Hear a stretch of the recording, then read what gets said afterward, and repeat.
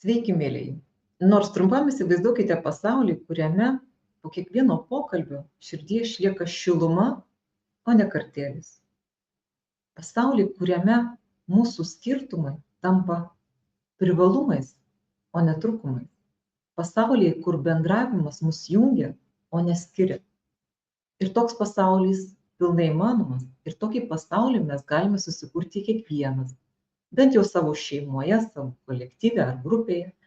Tik ko gero to pasaulio kūrimui mums bus reikalingi įrankiai ir žinoti tam tikras paslaptis. Taigi nekantrauju su jumis šiandien ir pasidalinti tokiais įrankiais, labai stipriais įrankiais ir visomis paslaptimis tokiam pasauliui kurti.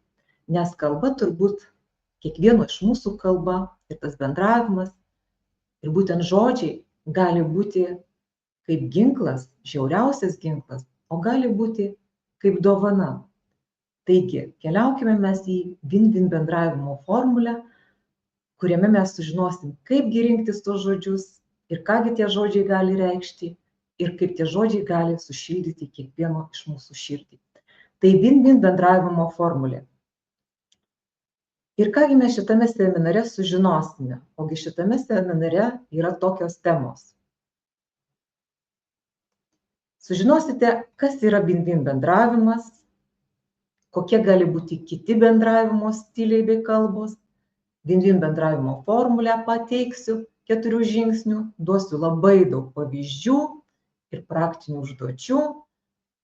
Taip pat apžvelgsime, kasgi mums padeda, kasgi mums trukdo ir toksai trumpas apibendrinimas.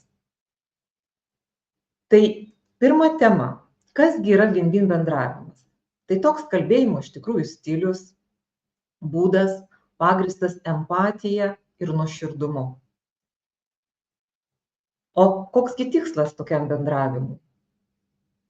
Tai kurti ryšį tarp žmonių, nesvarbu, ar tai darbinėje aplinkoje, ar šeimos aplinkoje, ar su kaimynais, ar draugais, paremta bendradarbiavimu. Paremta bendradarbiavimu, win-win sprendimais, o ne baime ar kaltės jausmu. Ir kodėl verta mokytis tokio bendravimo?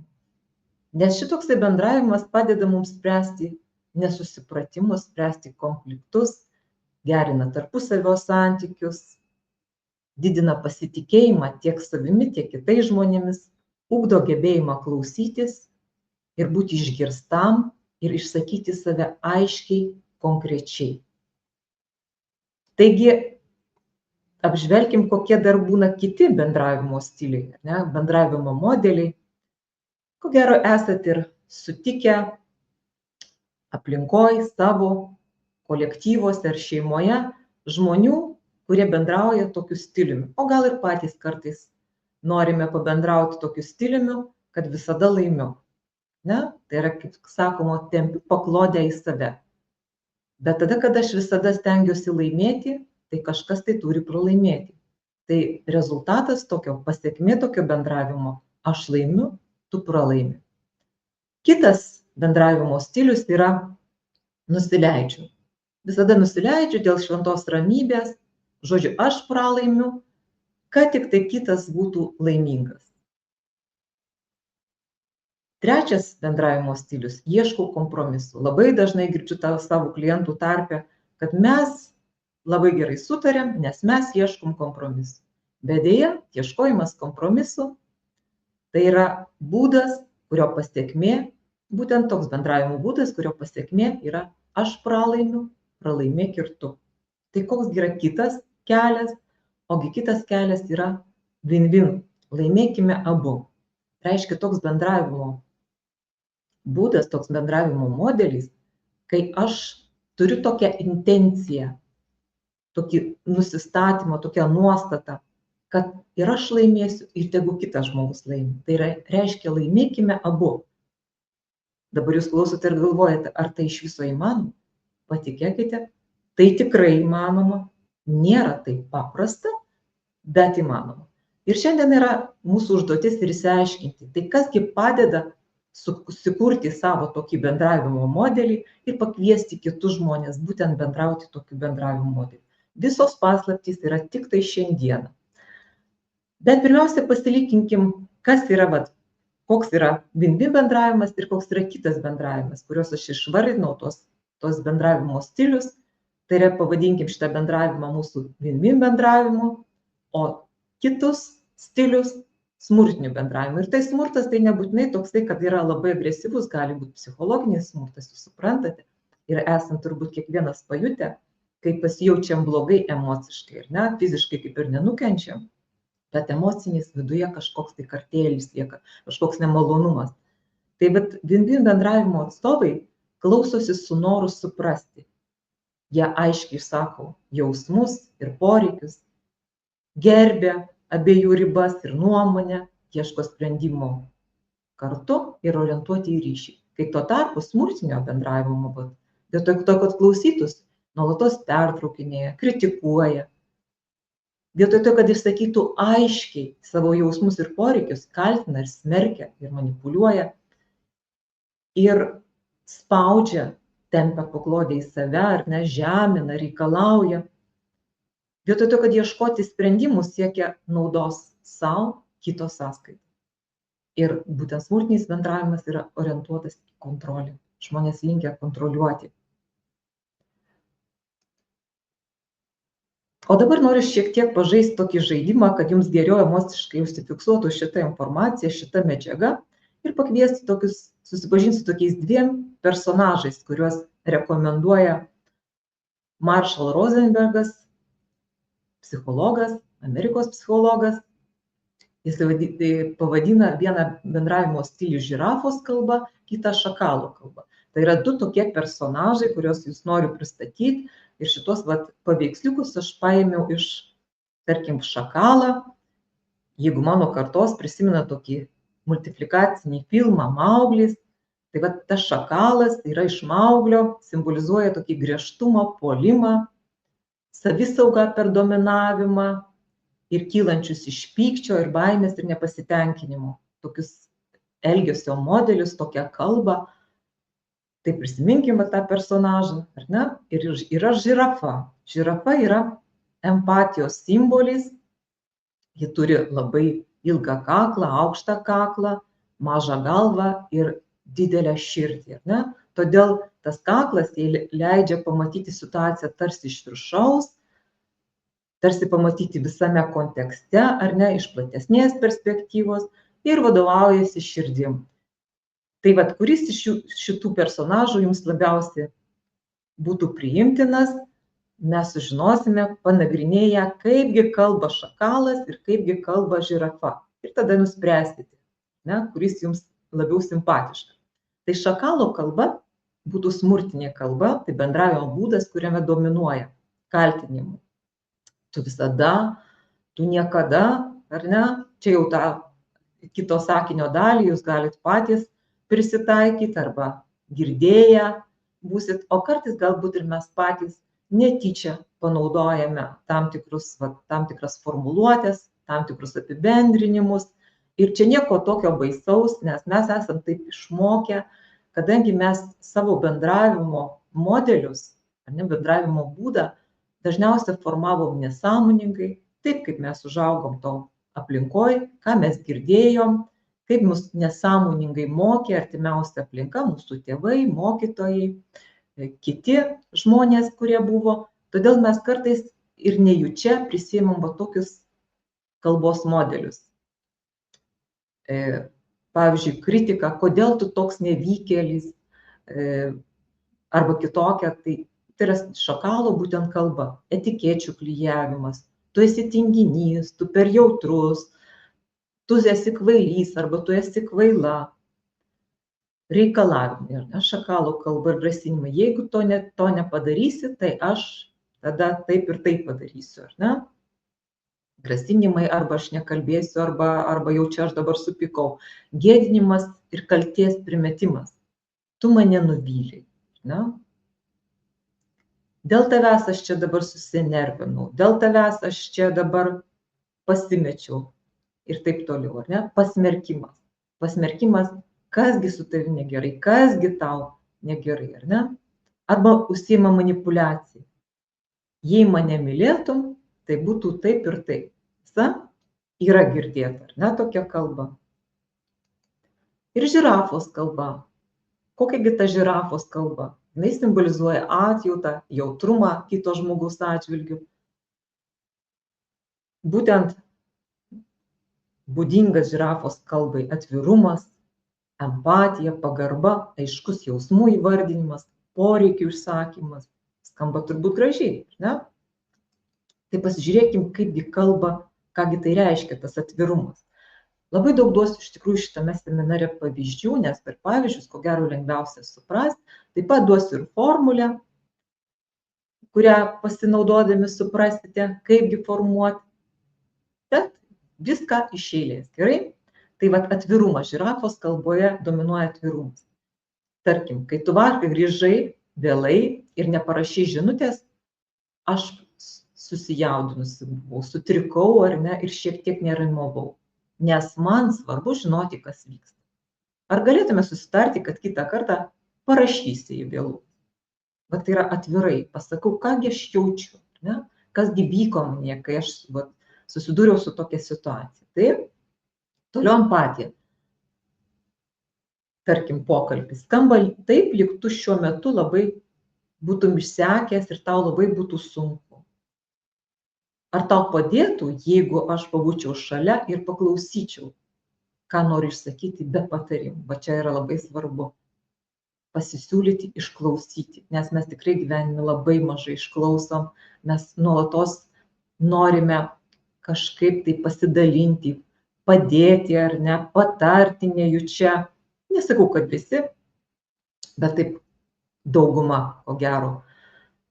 O tiesiog išklausyti, paklausyti, kaipgi žmogus jaučiasi, kogi jisai nori, kasgi dedasi jo sielai. Tai va čia žirafos būtų kalba. Taip pat žirafos kalba simbolizuoja pagarbą. Man svarbu tave girdėti, net jei mūsų nuomonė skiriasi. Ar norėtum pasidalinti, ką jauti ir ko šiuo metu labiausiai norėtum ir ko tau šiuo metu labiausiai reikia? Tai reiškia jaučiu pagarbą. Ir kito žmogaus nuomonė. Ir pakviečiu pasidalinti. Kaipgi tu galvoji, kągi tu manai. Taip pat žirafos kalbai yra būdingas jausmų įvardinimas. Tarkim, situacija. Jūs kalbate su žmogumu, jisai visas įkritęs į telefoną. Na? Ir iš karto kyla susierzinimas galbūt, pyktys, kad kitas žmogus visiškai nereaguoja, ne? Turi svarbesnių dalykų. Tai vietoj to, kad įsižeist, žinoma, tai yra nemalonu, galima ir pasakyti, kai per pokalbį žiūrėjai arba žiūri į telefoną, aš jaučiuosi nusivylusi ir atstumta, negirdima arba negirdimas, nes man svarbu būti išgirstai, ne? Tiesiog įvardyti, kad šiuo metu man yra blogai, kai egzistuoja toks elgesio modelis iš tavo pusės, ne? Nebijot jausmus įvardinti. Ir sakau poreikių sakymus. Taip, man labai svarbu aiškumas ir tarpusavio susitarimai. Turiu tokį poreikį, taip, kad būtų aišku, kad mes žinotume apie ką ir kaip tarimės. Tai ar galėtume aptarti, kaip dalinsimės atsakomybę namuose, kad abu jaustumėmės gerai? Labai konkrečiai išsakom poreikį. Tai kaipgi pereiti nuo to žirafos kalbos, tai yra nuo to šakalo kalbos prie žirafos kalbos. Tai pirmas žingsnis yra pereiti nuo kaltinimų prie stebėjimų. Vietoj kaltinimų apibūdinkit situaciją objektyviai. Pažiūrėkit, jeigu šakalas sakytų, tu niekada manęs nesiklausai, tu visada sėdi savo telefone arba sėdi savo kompiuterį, tai žirafa kaip pasakytų? Kai kalbėjau apie savo dieną, tu paimi telefoną, ne? Aš pastebėjau, pirmas sakinys, taip, kai aš kalbėjau, kai aš pasakojausi, tu paimi telefoną ir kažką tai vartėjai. Tai yra pastebėjimai. Vietoj to, kad kaltinti, mes pastebime. Antras žingsnis – atsiribokit nuo etikečių. Vietoj to, kad mes žmogų vadintume tinginiu ar kažkokiu kitokiu, nedėmesingu, nejautriu, Tai įvardykim konkretų elgesį. Vat sako, tu tinginys, tu toks tinginys. Koksai žmogaus elgesys vat iššaukia tokius pamąstymus, ar ne, tokią norą etiketę. Ir pastebėkit. Pasirodo, kažkoks tai jau konkretus elgesys. Šiuo atveju pastebėjau, kad šią savaitę nepadarysiu savo užduočių. Mes įvardiname būtent elgesį, ar ne? Atkreipiam dėmesį į elgesį. Žinoma, kad tas elgesys mus ir paskatino užklijuotą etiketę, bet dabar pasižiūrėkim į elgesį, ar ne? Vietoj to, kad klijuotume etiketę. Pažiūrėkim į konkretų, fokusuokimės į konkretų elgesį. Trečias žingsnis. Venkite kaltinimų, išreiškite jausmus ir poreikius. Kaltinimai dažnai slepia jūsų neišreikštus jausmus. Už jų slypi nepatenkinti poreikiai. Ne? Tai, sakykime, jeigu šakalas sakytų, tu visada galvoji tik tai apie save. O žirafa jau kalbėtų kitaip. Kai tu neišreiški savo nuomonės, kai aptarinėjom planus, jaučiausi ignoruojama, nes man svarbu įsitraukti, ar ne, į sprendimus. Pasakėme apie savo jausmus ir pakalbėjome apie savo poreikius. Aš jaučiuosi ignoruojama, kyla jausmas, ar ne, kad mane ignoruoja, kad mano nuomonės nepripažįsta. Ir man svarbu būti įtraukta, ne? Ir man svarbu, kad mes priimtume sprendimus kartu. Ketvirtas žingsnis. Išreiškite konkrečius prašymus, o ne reikalavimus. Žirafa aiškiai prašo, bet neverčia. Vat šakalas sakytų, tu turi nustoti elgtis kaip kvailys. O žirafos kalba būtų, ar galėtume šį pokalbį tęsti ramiau, kad išgirstume vienas kitą. Šiek tiek visiškai kitaip skamba, tiesa? Taip pat empatija. Empatija yra raktas į žirafos kalbą. Kas yra empatija? Tai yra noras suprasti kito jausmus. Suprantu savosius jausmus ir noriu suprasti kito jausmus, ar ne? Tai vat užuot ginčijęs ir ginčijamės arba teisinamės, pabandykit suprasti kito žmogus ir kito žmogaus poreikius. Kągi jisai jaučia? Šakalas reaguotų. Vėl viskas sujauki, vėl čia prikalbėjai, vėl čia pridarei kažko. O žirafa atjaustų ir pabandytų suprasti. Ar tu jautiesi nusiminęs, ar tu jautiesi pavargęs, nes tau svarbu tai ir tai, ar tai yra tiesa, ką aš galvoju, ar ne? Pastebėti, pabandyti suprasti, kodėlgi taip žmogus yra. Žinoma, tai nėra lengva, nes pirmiausia, mes turėtume patys save suprasti, ar ne? O jau kitas lygis pabandyti suprasti kitus.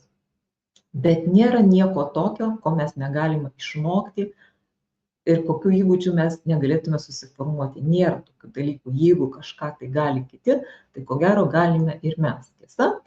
Ir palikim šitos žvėrelius, du šakalą ar ne ir žirafą ir pereikim prie labiau tokios formalios kalbos, tai vien bendravimo formulė.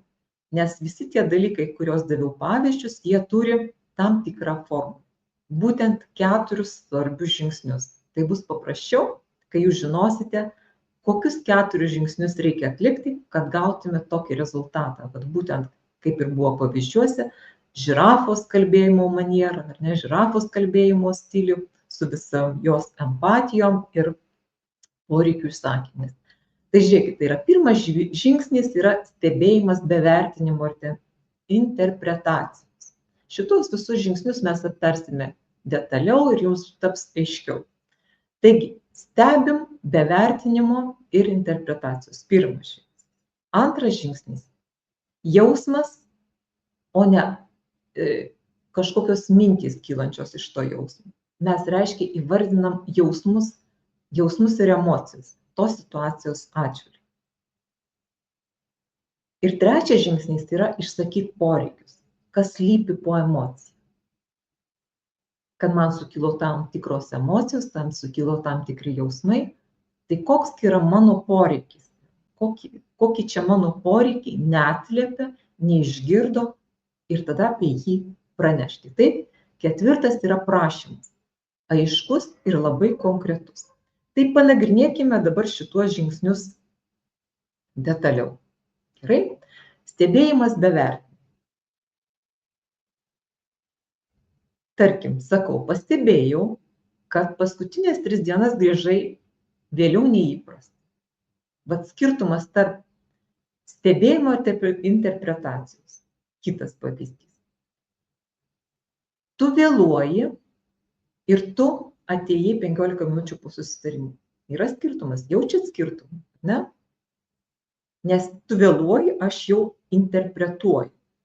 O pastebiu, reiškia, tu atėjai kažkiek tai minučių vėliau.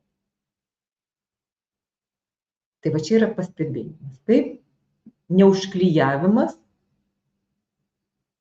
etiketės, sakykime, tu visada vėluoji, tu amžinas vėluotojas, bet pastebėjimas, atėjai, mes tarėmės tą ir tą valandą, o tu atėjai šiek tiek vėliau. Ne? Arba, tarkim, vietoj to, kad sakyt, tu niekada nepadedi namuose. Tai jeigu aš taip teigiu, vadinasi, kažkokie tai veiksmai buvo, kad privertė mane taip galvoti, ar ne? Galbūt tai veiksmų seka, pasikartojantis ir sakau, šią savaitę, praeitą savaitę, ar ne? Indai liko nenurinkti po 3 kartus ar 4 kartus. Kiek jau ten pastebėjot, ne? Stebėjimas. Stebėjimas konkretaus elgesio. Pažiūrėkime į pavyzdžius dar. Daugiau pavyzdžių, daugiau atpažinimo, daugiau suvokimo, ar ne? Tai interpretacija būtų, jeigu mes sakytume, tau nesvarbu, ką aš jaučiu. O stebėjimas būtų, kai vakar pasakojau apie sunkų pokalbį darbe, tu tuo metu žiūrėjai į telefoną ir nepratarei nei žodžio. Nusakom, kaipgi iš tikrųjų buvo. Interpretacija. Tu neatsakingas darbuotojas. Kodėl aš taip teigiu? Nes pastebėjau, ar ne? Praėjusį mėnesį 2 kartus nepateikė ataskaitų iki nustatyto termino. Praleidžiam kartais labai svarbų žingsnį. Ta, ką pastebėjom, tą, ką mintyse turim, mes ir išsakome, mokomės įsakyti savo stebėjimo rezultatus, ar ne? Neperšokti į tą, kad užklijuot etiketę, o pasakyti, ką mes pastebėjom, kokį elgesio pokytį, koks elgesys mums netinka, ką mes stebim, tą mes ir sakom. Ar čia, ar anksčiau, kas yra atsitikę, reiškia, užsiimam stebėjimu. Tarkim, interpretacija būtų, tu esi blogas brolis arba sesuo savo vaikam, ar ne, galim sakyti. Čia yra baisus dalykas, kai mes iš karto apibūdinam blogas arba geras. O stebėjimas būtų, šiandien, kai sesė paprašė pasidalyti žaislų, tu pasakai ne ir atstumi ją ranką. O tai yra konkretus pastebėjimas. Svarbus skirtumai, tiesa. Ir antras žingsnis, koks taigi būtų, yra jausmų išreiškimas. Patikėkit, yra labai didelis skirtumas tarp jaučiamo jausmo ir vertinimo, paslėpto kaip jausmas. Ta, ką mes anksčiau čia nagrinėjom, lygindami stebėjimą ar ne ir vertinimą. Taip? Bet dabar dar reikia mums išsiaiškinti apie jausmus. Koks iš tikrųjų jausmas sukūrė tą būtent vertinimą, taip? O kaipgi atpažinti tikruosius jausmus? Tai rekomendacijos būtų tokios. Klausyti savo kūno, ne? Savo kūno ir kalbos tono. Ir dažniausiai tie jausmai pasireiškia emocijos, ar ne, pasireiškia pirmiausia kūne. Ne tai, kad ką žmogus sako arba ką pats sakai, o ką mes jaučiam kūne. Lygiai taip pat ir kitame žmoguje, bet mes čia kalbame pirmiausia apie save. Tai emocija gimsta kūne pirmiausia, dažniausiai. tik reikia pastebėti, taip, nes atsiranda kažkokie tai pojūčiai. Čia ir kviečiu pirmiausia pradėti būti stebėtojų savo kūno simptomatikos, kad suprastume tikruosius jausmus. Kokiegi pas mus kyla, kokiosgi kyla tos emocijos ir pabandyti jas įvardinti. Nes, pavyzdžiui, žmogus gali sakyti, kad man viskas gerai, bet jo akys liūdnos, nuleistos, ar ne, tai taip pat ir mes galim save bandyti apgauti, bet čia ir kvietimas yra pasižiūrėti tikrą jausmą. Kasgi kyla, koks jausmas, ar ne, koks jausmas po tam tikro kito žmogaus elgesio, po tam tikrų žmogaus žodžio, pasakytos frazės, kasgi kyla, taip? Tai tada atskirkim jausmus nuo minčių, nes kai kyla emocijos, tai mes jas pajaučiam kūne. Ir tos emocijos mums signalizuoja iš karto apie kyla tam tikros mintys, nes ir iš minčių kyla jausmai, bet ir taip pat ir iš to jausmo. Nes čia yra kitose, sakykime, paskaitose, jūs pamatysit apie nepertraukimą tą procesą, kaip mintis kūrė jausmus, emocijas ir tada iš tų emocijų mes darom veiksmus ir iš veiksmų vėl mums kyla tam tikros mintys. Tai tas procesas nepertraukimas ir kai mes pajautėm tam tikrus jausmus, tam tikras emocijas, mums iš karto atsirado mintys, sformuojasi mintys. Jeigu tas jausmas, tai vadinasi taip, ar ne? Tai tikras jausmas kyla iš to, ką patiriam, o ne iš kaltinimo ir vertinimo. Pavyzdžiui, jaučiuosi ignoruojamas ar ignoruojama, tai yra tikras jausmas. O jau tu niekada manęs neklausai, tai yra vertinimas, taip? Tai pajuskim kūną ir per kūną galima tą jausmą ir tiesiog įvardinti ir labai sveikintina tą jausmą įvardinti. Ir leis savo įvardinti. Jeigu aš, sakykime, pykstu, tai aš sakau, man kyla pyktis, man kyla įsiūtis, aš jaučiuosi kalta, ar ne? Tiesiog įvardinam, taip? Pastebim ir įvardinam. Tai galima ir paklausti savęs, ką aš iš tikrųjų jaučiu. Dažnai po to pykčiu slypi kažkoks skausmas, ar baimė, ar nusivylimas. Tarkim, pyktis dėl neatvykusio draugo gali slėpti skausmą, nes man svarbu buvimas kartu. Ne?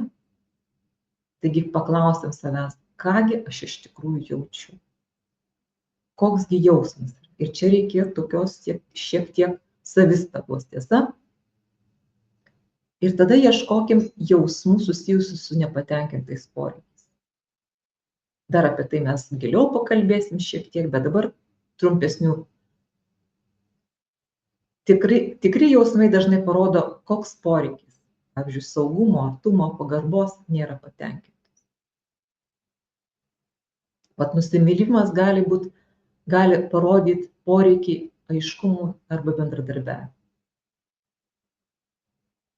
Čia nėra taip paprasta su poreikiais, nes labai dažnai mes atskiriam jausmus, norus, pastebim savo, bet su poreikiais šiek tiek yra gilesni dalykai.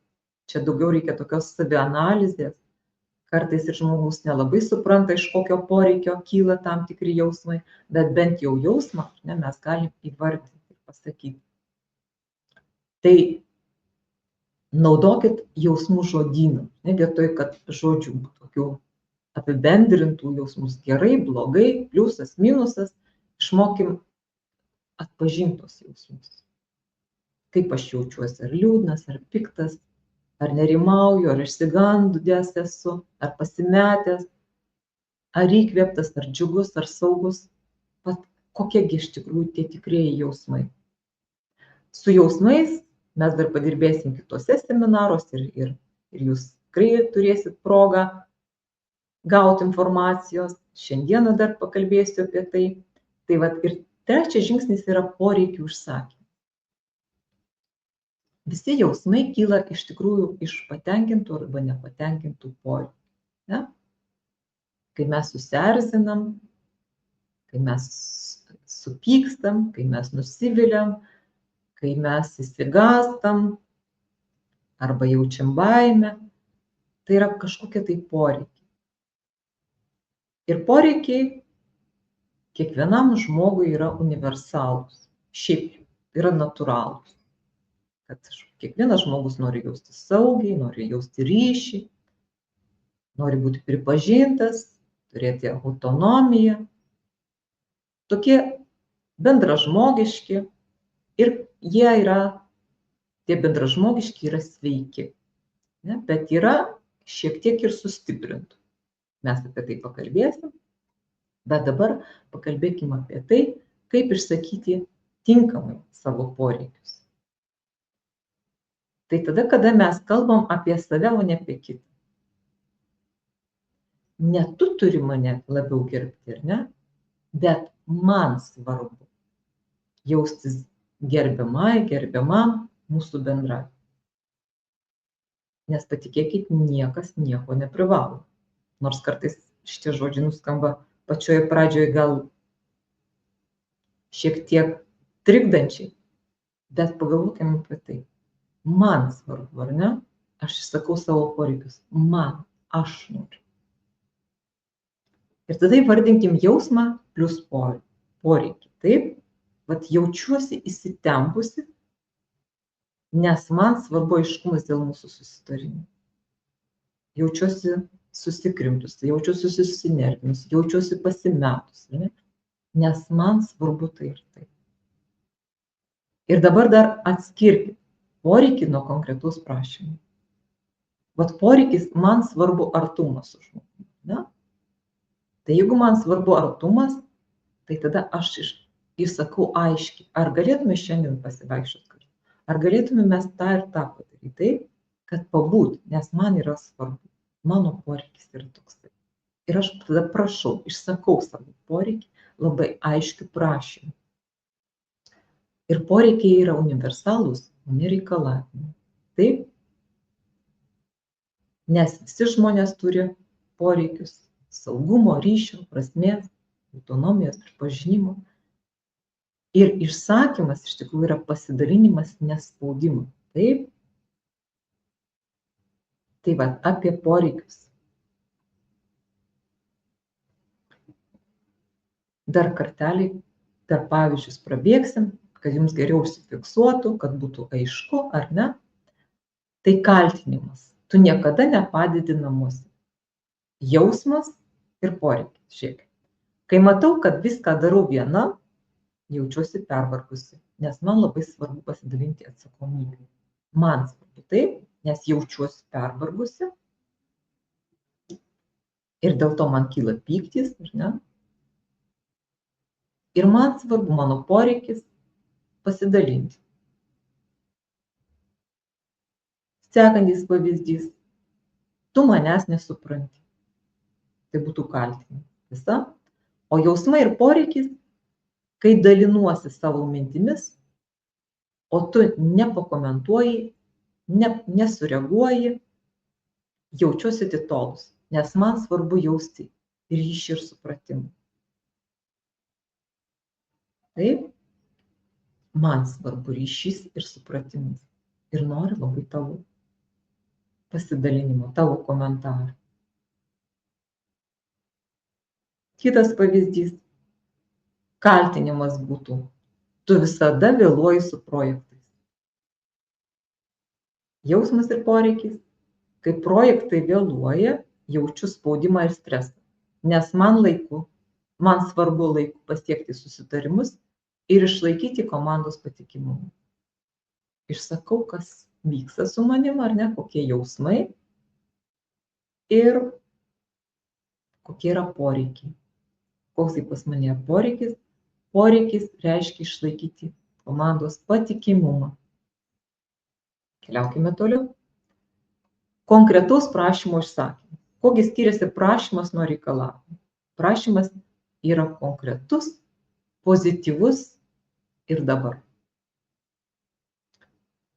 Pavyzdžiui, gal gali pasakyti, ką dabar jauti? Vat konkrečiai. Prašau. Taip? Daugiau pavyzdžių.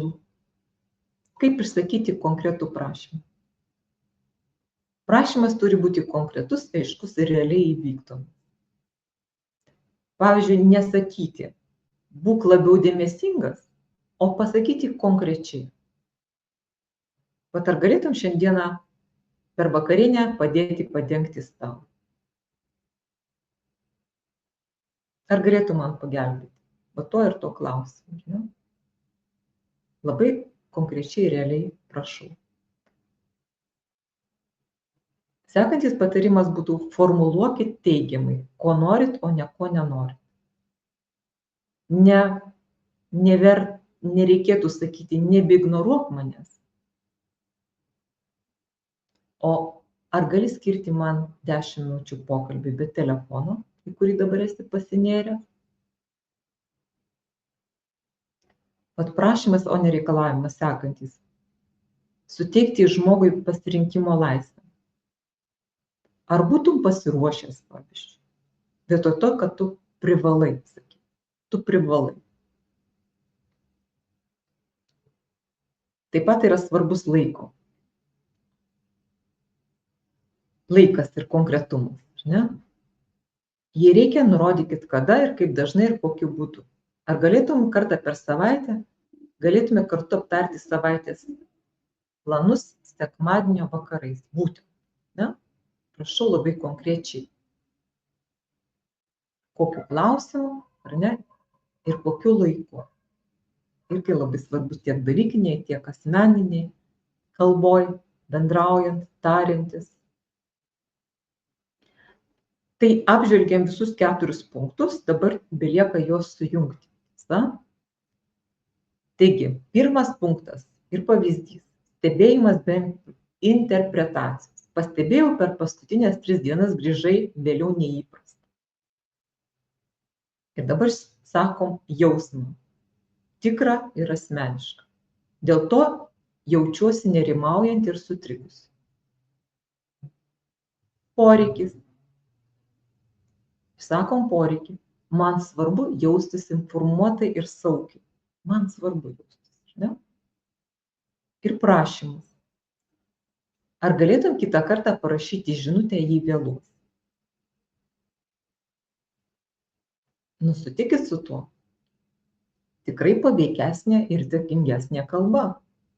Nes labai aiškiai pastebiu, kas vyksta. Išreiškiu jausmus, pasisakau apie savo jausmus, pasisakau apie savo poreikius ir atlieku prašymą labai konkretų. Galbūt klausydami jūs sakysit, tai neįmanoma, tai yra sudėtinga. Mes pakalbėsime apie tai, kodėl jums dabar atrodytų labai sudėtinga. Ir kaip tai padaryti, kad tai būtų įmanoma. Kviečiu išklausyti iki galo, gerai? Nes ten atskleisiu dar daugiau paslapčių. Antras pavyzdys. Tarkim, gyvenimo partneris neatnešė produktų, kaip buvo susitarta. Na, sutuoktinis ar gyvenimo partneris. Ir pats smurtinė tokia būtų kalba, šakalo kalba, ar ne? Kodėl tu toks užmarsus? Tu niekada negalvoji apie kitus, tik tai galvoji apie save. Taip? O jau būtų vin-vin kalba, žirafos kalba, pastebėjimai. Šiandien grįžai be produktų, apie kuriuos kalbėjome. Ir jausmas. Ir kągi aš jaučiu? Galbūt pyktį, galbūt nusivylimą. Ir poreikis. Man svarbu, kad mes galėtume pasitikėti vienas kitu. Ne? Kad būtų taip, kaip susitarė. Ir turiu prašymą. Ar galėtum kitą kartą pranešti, jei nepavyksta ką nors padaryti?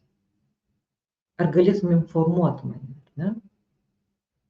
Ar galėtum, sakykime, pasižymėti savo kalendorių, ar užsidėti, tarkim, skambutį, priminimą, žinutę, kad turi vieną ar kitą įsipareigojimą. Ar galėtume susitarti, ne?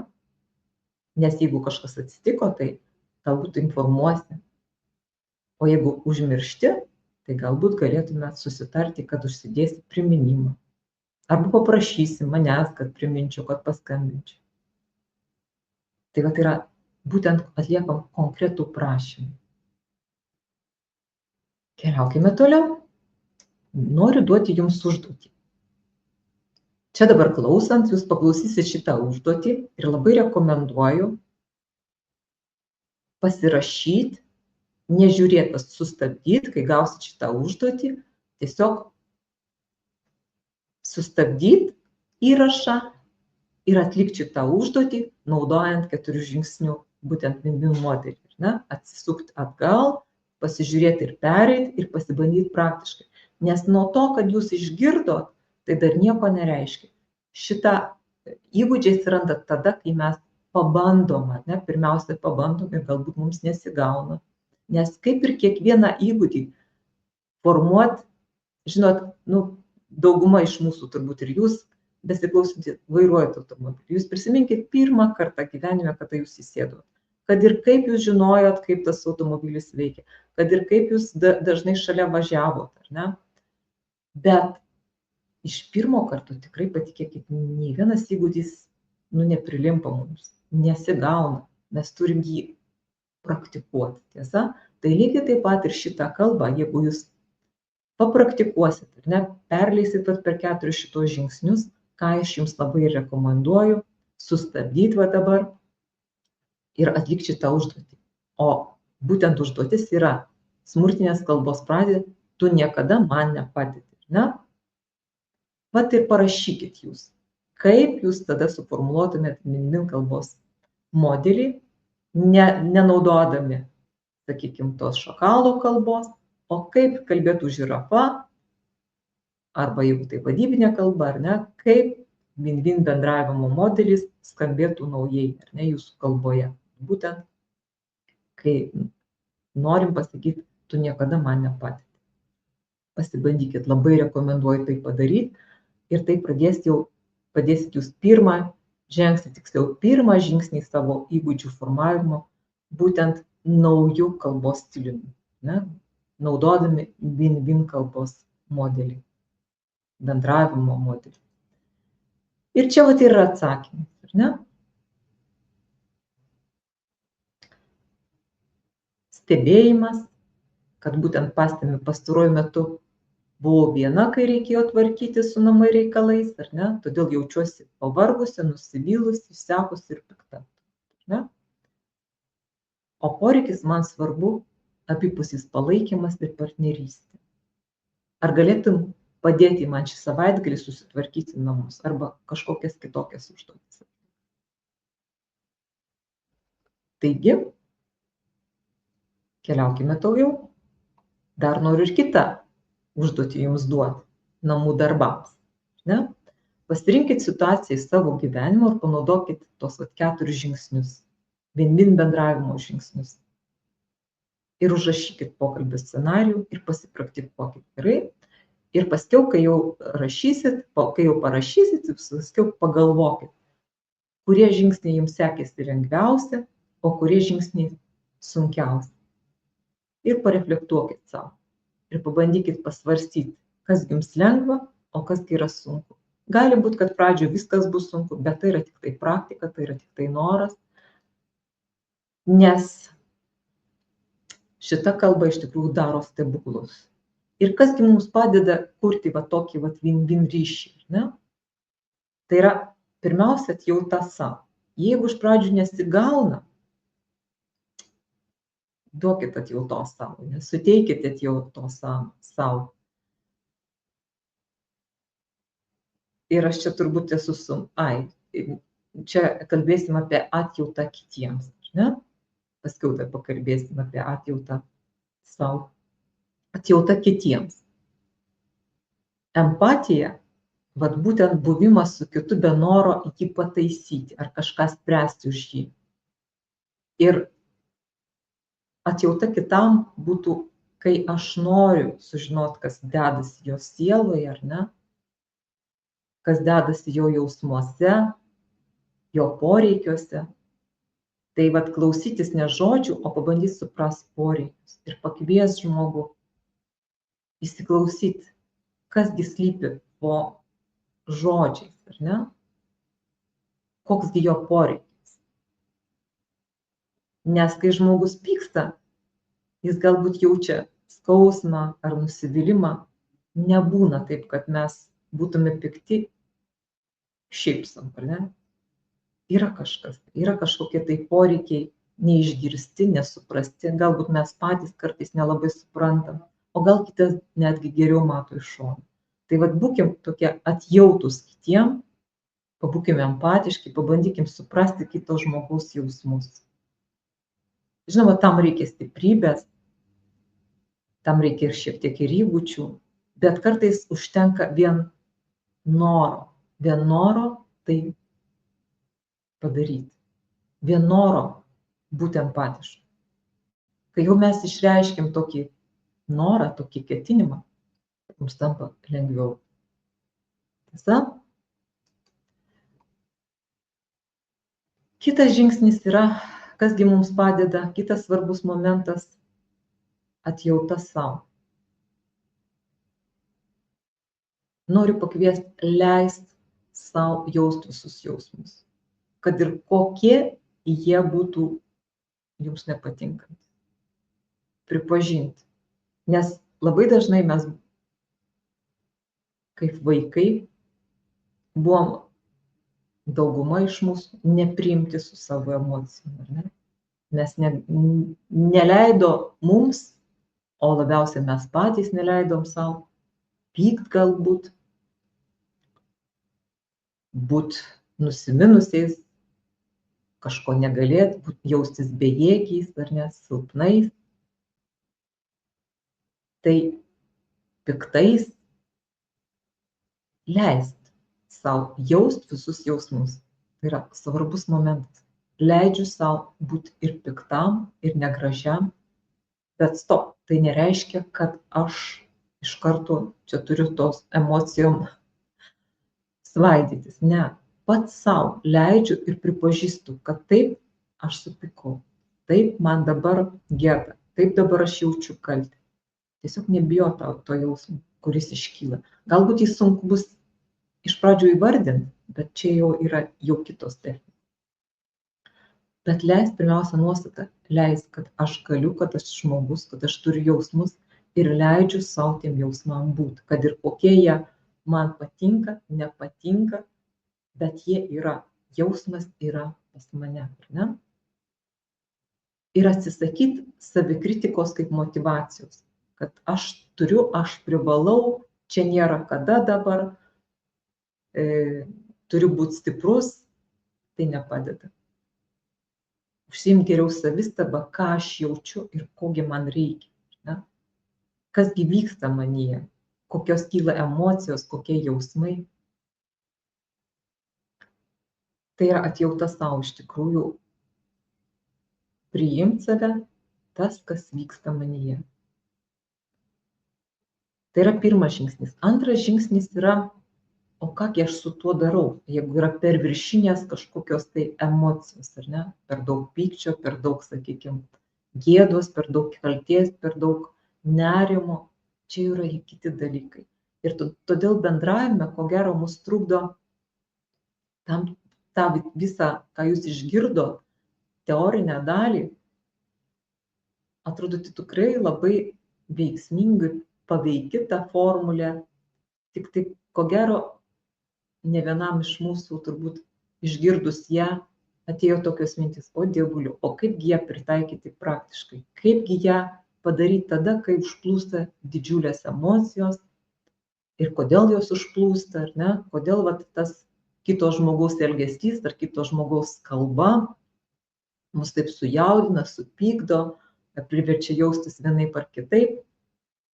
Tai vat kasgi mums trukdo iš tikrųjų, iš kurgi atsiranda tos tokios stiprios emocijos, kurios trukdo mums ir išsakyti, per panaudoti tą kalbos modelį, kuris iš tikrųjų yra fantastinis ir tai yra suprantama. Nes dauguma iš mūsų turi tokį dalyką, kaip sukauptą emocinį krūvį.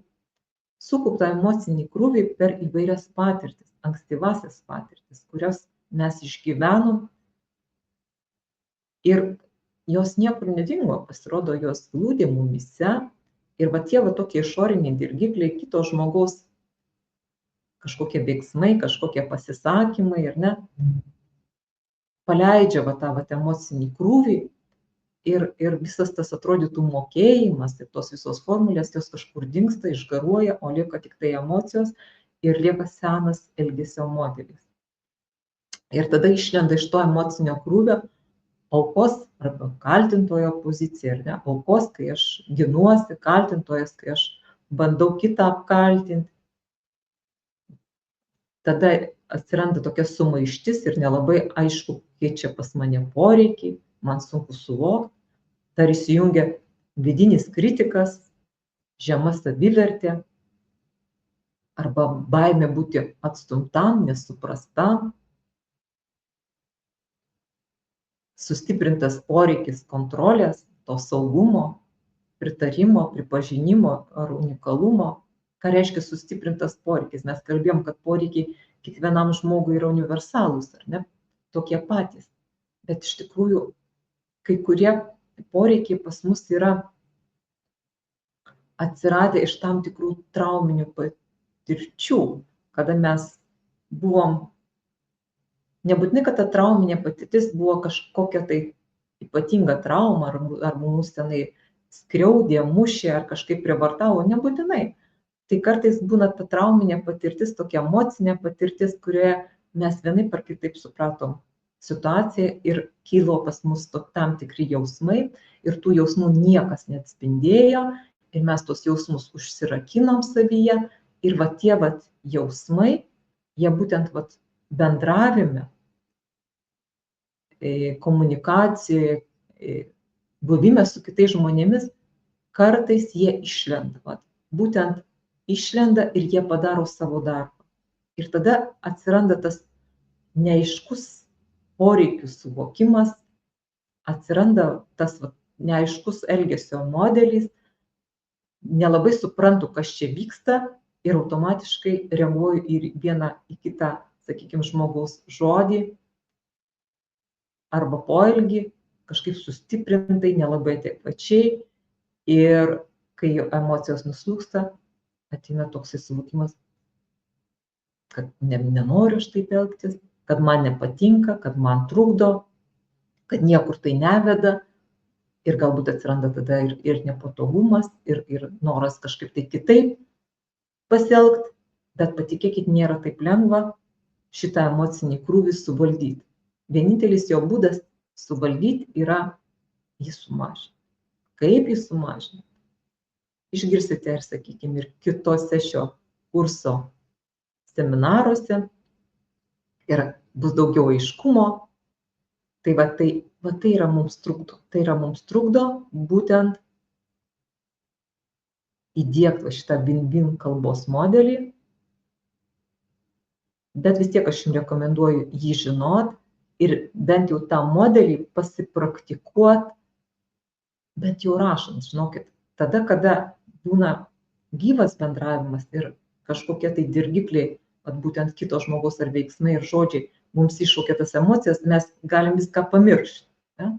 Bet kai mes būnam vieni, kai mes rašom laišką, kai mes rašom žinutę, mes lengvai galim šitos modelius taikyti.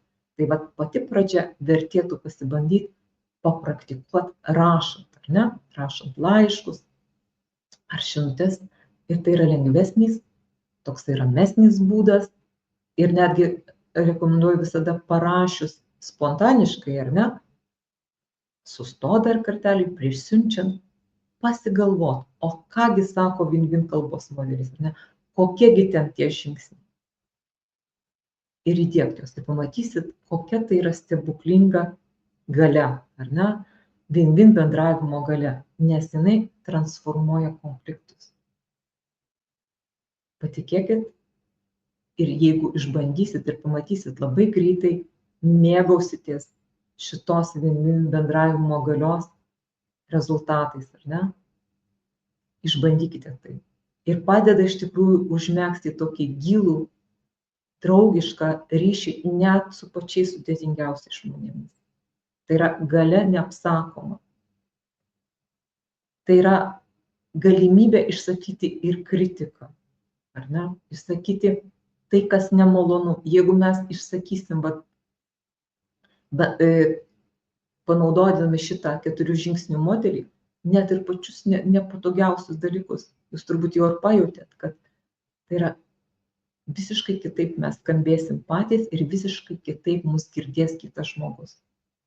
Ir nebūtina, žinokit, mums jim dabar ir mokyt kitos pusės, savo sutuoktinio, savo partnerio, kad pažiūrėk, yra kažkokia tai kitokia kalba, yra bendravimo, kodėl tu netaikai. Aš labai rekomenduoju jums patiems išmokti, patiems pritaikyti ir pamatyti, kokį jūs didelį poveikį darot kitiem. Ne? Ir kiti žmonės pradės įsiklausyti. Aha, kaip įdomiai skamba tas žmogus, ar ne? Koks įdomus pokytis. Tai va, tai yra iš tikrųjų šita bendravimo, win-win bendravimo galia yra neapsakoma, ne? Todėl aš jūs noriu pakviesti, apibendrinti ir pakviesti, kad bendravimas tai yra ne tik tai įgūdis, tai yra gyvenimo kelias, ne? Ir nebūtina va šito keliu taip bėgti greitai, kaip tas žmogus bėga laiptais, ne, į šviesą. Ir nueiti į ten, va, į tą tašką, kur jūs norite.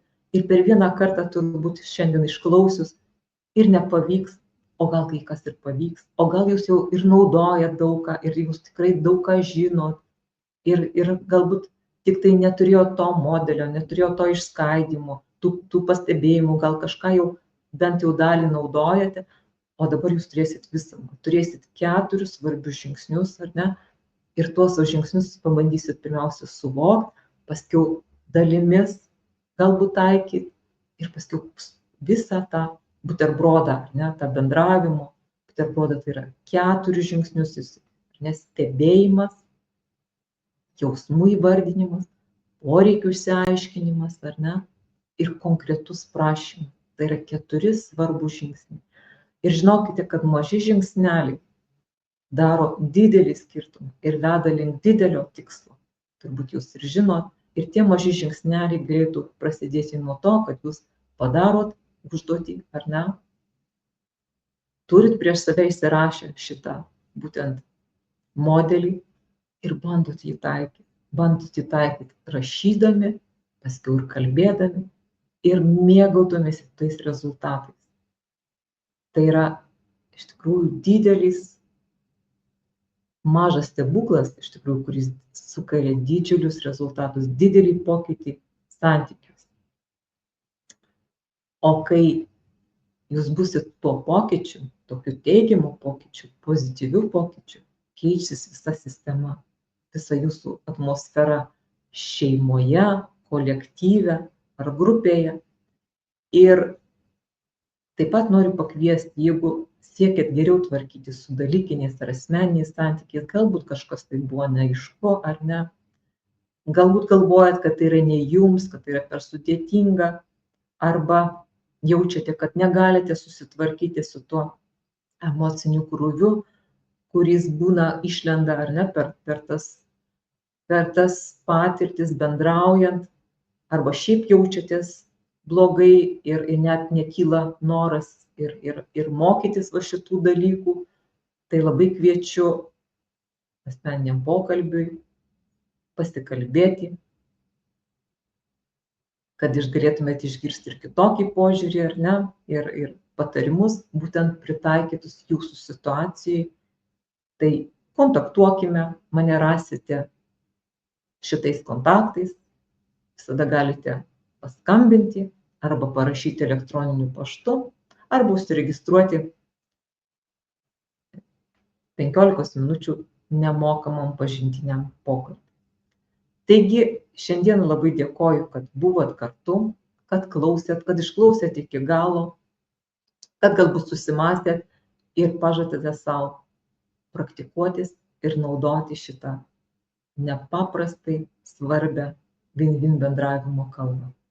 Tai sėkmės jums kuo geriausios, laimės, meilės ir šilumos ir gerų santykių šeimoje, veikloje ir aplinkoje. Iki sekančių susitikimų. Ate.